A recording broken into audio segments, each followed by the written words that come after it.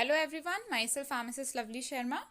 आज का हमारा टॉपिक है amendments and removal of name from the register of the pharmacist. ये फार्मेसी एक्ट का 5th पार्ट है।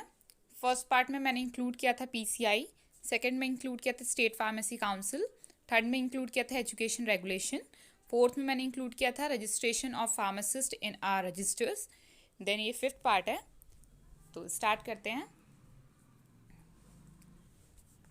जब फर्स्ट रजिस्टर फॉर्म हो गया था उसके बाद जो फर्स्ट अमेंडमेंट हुआ था वो 1976 में हुआ था, जिसमें कि जो फर्स्ट रजिस्टर है उसको रीओपन किया गया था। अब हम ये पढ़ेंगे किस किस वजह से, कौन कौन से फॉलोइंग रीजंस हैं जिसकी वजह से जो फर्स्ट रजिस्टर है उसको रीओपन करना पड़ा। Then person whose name is not registered during first register due to displace person और रैपिड पर्सन, उनकी वजह से ओपन करना पड़ा जो कि डिस्प्लेस पर्सन थे और रैपिड पर्सन है। और जो लोग जो रजिस्टर की फ़र्स्ट कॉल जब की गई थी कि रजिस्ट्रेशंस हो रहे हैं, वो उस कॉल को नहीं सुन पाए थे जो पर्सन, उनका नेम भी दर्ज करना था, इसलिए जो फर्स्ट रजिस्टर है उसको दोबारा रीओपन किया गया।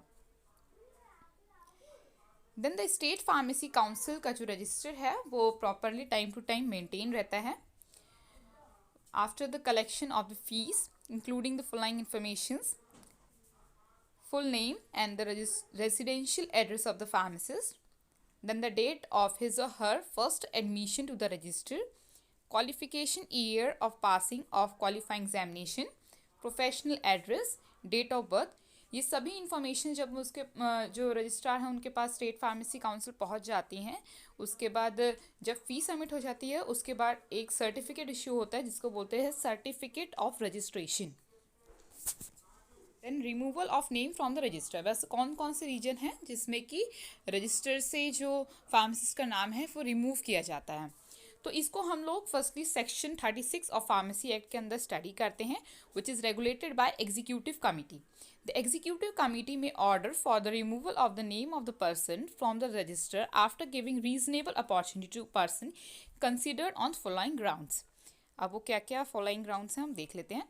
A person whose name has been entered in the register by the error, किसी का नाम अगर गलती से जो रजिस्टर में एंटर हो गया है तो उस टाइम पे जो नाम है वो रिमूव किया जाता है। सेकेंड है a person who submitted false certificate or false document in support to his or her registration। then a person who is registered but he is in connection with any offense, अगर कोई भी person directly और indirectly किसी भी offence में involve रहता है तो उस टाइम पे भी जो रजिस्ट्रेशन जो रजिस्टर में जो नाम दर्ज होता है फार्मासिस्ट का वो रिमूव किया जाता है। अगर कोई पर्सन जो स्टेट फार्मेसी काउंसिल के ऑर्डर से सेटिस्फाई नहीं है तो वो अपील कर सकता है स्टेट गवर्नमेंट से विद इन 1 मंथ, और फिर जो उसके बाद जो भी स्टेट गवर्नमेंट फैसला लेती है या फिर जो भी ऑर्डर वो देती है दैट शुड बी फाइनल।